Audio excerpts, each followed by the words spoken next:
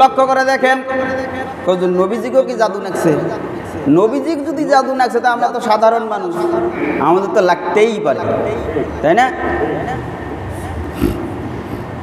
তো সূরাতুন নাস আর সূরাতুল ফালাক আল্লাহ পাক নাজিল করলেন মানুষের শেফার জন্য।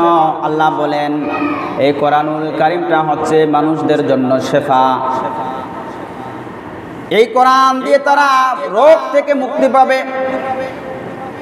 আল্লাহ পাক রব্বুল আলামিন সূরাতুল ফালাক আর সূরাতুন নাসের ভিতরে কি বলেছেন?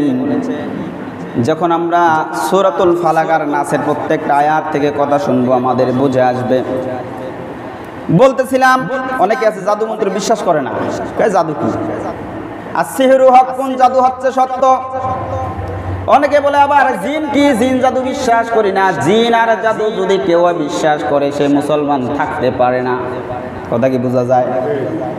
জিন জাদু যাই বিশ্বাস করে না ওই মুসলমানই নয়।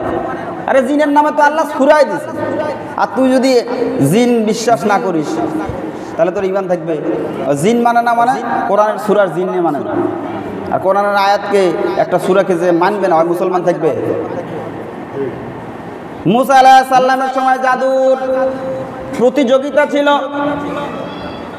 এখন যদি বলেন জাদু টাদু মানি না, তো যাই কথা কবে আল্লাহ ওর উপরেই গজব দেব, ও আসলে বুঝবে কি জুদন খান। এ কথা কোন ঠিক কিনা?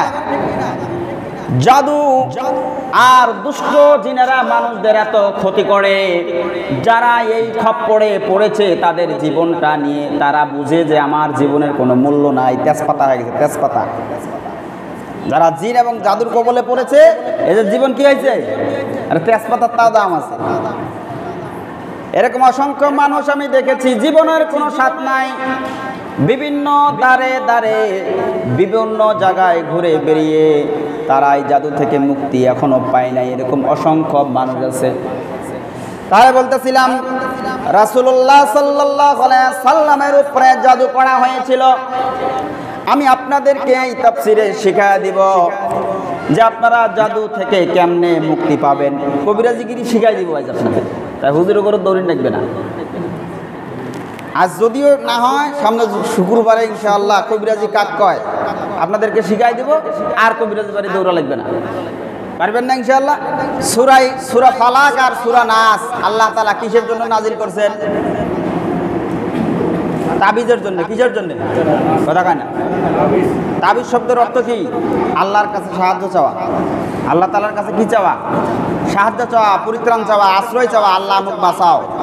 কেমনে বাঁচতে হবে, কি কি বলছে এই দুইটা সূরাতে আল্লাহ তাআলা। এই জন্য সূরা দুইটা তাবিজের জন্য, আশ্রয়ের জন্য, আল্লাহ তাআলার কাছে পরিত্রাণ কিভাবে আমরা চাবো আর কিভাবে পাবো, এই জন্য আল্লাহ পাক রব্বুল আলামিন দুইটা সূরা নাজিল করছেন। সুবহানাল্লাহ। পানি সূরা ফাতিহা পড়বেন, ফালাক পড়বেন, নাস পড়বেন, পানি ফুকায় খাবেন, জায়েজ। জায়েজ। তেল ফুকে দেওয়া এ কথা কন নাকি আপনারা? ওয়াজ কি শুনেছেন? পানি ফুকানো কি? তেল ফুকানো, চিনি পড়া, মধু পড়া, কালো জিরা পড়া জায়েজ। আপনার মাথায় ধরলেও জায়েজ, না ধরলেও জায়েজ। এখন কি দিয়ে পড়বেন সেটা অবশ্যই ইসলামিক নিয়মে যেগুলো দোয়া আছে সূরা ফাতিহা, সূরা ফালাক, সূরা নাস এগুলো দিয়ে পড়বেন তবেই জায়েজ। তন্ত্র মন্ত্র দিয়ে পড়লে বুঝাই তো যাচ্ছে না জায়েজ। ওটা ফির কবার লাগবে? ব্যবসা হালাল। ব্যবসা কি? মদের ব্যবসা, ওটা কবার লাগবে? ব্যবসা হালাল। জাল টাকার ব্যবসা কথা কয় না, বাকিরা বুঝে না। ঝাড়ফুঁক জায়েজ, জায়েজ, জায়েজ, 100 বার জায়েজ। তুই বুঝলেও জায়েজ, না বুঝলেও জায়েজ। আর জায়েজ না জায়েজ কেন করি হবে? ওতে বুঝি ফেলাইলে তন্ত্র মন্ত্র ইত্যাদি দিয়ে দিলে না জায়েজ। লক্ষ্য করে দেখেন আল্লাহর নবীজি সাল্লাল্লাহু আলাইহি সাল্লাম নিজে ঝাড়ফুঁক করেছেন, সাহাবীদেরকে ঝাড়ফুঁক করাইয়াছেন। আল্লাহ রাসূল সাল্লাল্লাহু আলাইহি সাল্লাম হাসান আর হুসাইনকে সূরা ফালাক আর সূরা নাস পড়ে হাতের ভিতরে ফু দিয়া হাসান হুসাইনকে মালিশ করে দিতেন, ফুকায়া দিতেন। সুবহানাল্লাহ বলেন। আপনারাও করবেন। সকলকে কবিরাজ হতে হবে। কেন হুজুর একলা হইলে দোষ?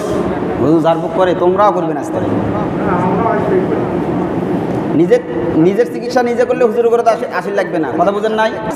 এই ঝাড় ফুক করিয়া পয়সা নেওয়া জায়েজ, তুই বুঝলেও জায়েজ না বুঝলেও জায়েজ।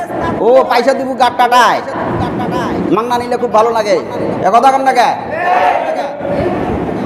মানে বাঙালি আলকাতরা খাবার জন, টাকা দিলা শরীর কাটায়, খেলা হুজুর পানি ভোগে টাকা নেয়। হ্যাঁ,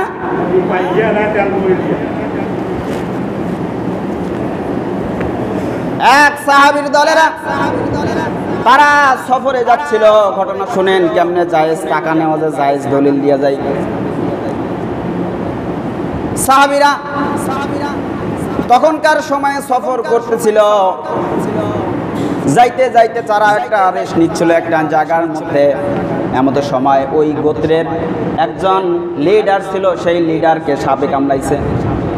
লিডারকে কি করছে? সাপে কামড়াইছে। আমাদের এদিকে যদি আগে সাপে কামড়াইতো, এখন ওঝা আছে রে ডাকরে ঝাড়ি ফুকি ভালো করছে, আগত করে নাই। এখন তো ডাক্তার বেরাইছে, ডাক্তারের গরুর দিকে আছে, আর অ্যান্টিবায়োটিক দিয়েছে, ভালো হয়ে গেছে। এখন ওই গোত্রের যে মূল লিডার নেতা সে তাকে সাপে কামড়াইছে। এখন কেমনে আমাদের নেতাকে বাঁচানো যায় চিন্তায় চিন্তিত, বহু জায়গায় দৌড়াইছে, কাম হয় নাই। দেখবেন যারা এরকম বিপদে পড়ে কত জায়গায় যে যায় সে নিজেও জানে না, আছে না নাই? আর যারা এই প্যারায় পড়ে নাই তারা কয় কিসের জাদু, কিসের জিন, তোর কপাল ওই গজব আসুক, তাইলে বুঝবি এটা কি জিনিস। এক কথাই তো বললাম, যারা এই প্যারায় পড়ছে ওরা বুঝছে এর পাওয়ারটা কি। লক্ষ্য করে দেখেন,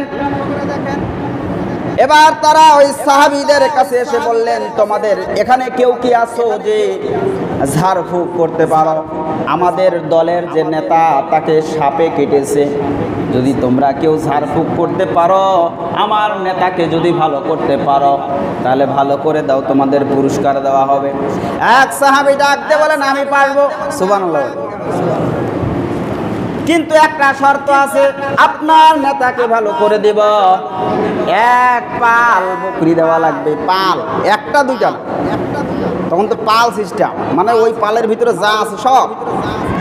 হ্যাঁ, আপনি যদি নেতাকে ভালো করে দিতে পারেন, এক পাল বকরি কোনো ব্যাপার নয়। এবারে সাহাবী ঝাড়ফুঁক করে ওই নেতাকে ভালো করে দিলেন। সুবহানাল্লাহ। ভালো করে যখন দিলেন, এখন এক পাল বকরি নিয়ে তারা খুব সুন্দর করে খানা দানা খেয়ে ফেললো, আর বকরির পাল নিয়ে মদিনার দিকে রওনা হয়ে গেল। এবার চিন্তা করতেছে, আহারে ঝাড়ফুঁক করে এক পাল বকরি নিলাম, কিন্তু এটা ঝাড়ফুঁক করে নেওয়া জায়েজ না না জায়েজ সেটা তো আমি জানি না। রাসূলুল্লাহ সাল্লাল্লাহু আলাইহি ওয়াসাল্লামকে জিজ্ঞাসা করলেন, ইয়া রাসূলুল্লাহ, ইয়া হাবিবাল্লাহ, আমরা যে সফরের মধ্যে পথে এরকম একটা ঘটনা ঘটিয়েছি, তবে ছাগলগুলো নেওয়া খাওয়া আমাদের জন্য জায়েজ হয়েছে কি হয় নাই? রাসূলুল্লাহ সাল্লাল্লাহু আলাইহি ওয়াসাল্লাম বলেন, সাহাবারা, তোমরা শুধু সাধারণ কোনো কাজ করো নাই, তোমরা এই কোরআনুল কারীমের পাওয়ার ওখানে তোমরা দেখায়া দিয়ে আসছো। সুবহানাল্লাহ। কি দিয়ে যাচ্ছ? সূরা ফাতিহা দিয়ে যাচ্ছ। কি দিয়ে? সূরা ফাতিহা দিয়ে যাচ্ছ।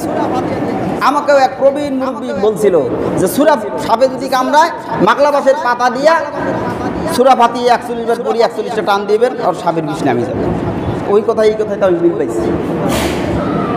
রাসূলুল্লাহ সাল্লাল্লাহু আলাইহি ওয়াসাল্লাম বললেন যে তোমরা শুধু ঝাড়ফুঁকি করো নাই, তোমরা কোরআনের পাওয়ার দেখে দিয়ে আসছো। সুবহানাল্লাহ বলেন। বকরি শুধু তোমরাই খাও না, আমাকেও কিছু দিও। কয় না, বাকিগুলা কয় না। তাহলে কোন ঝাড়ফুঁক করে টাকা নেওয়া জায়েজ না না জায়েজ?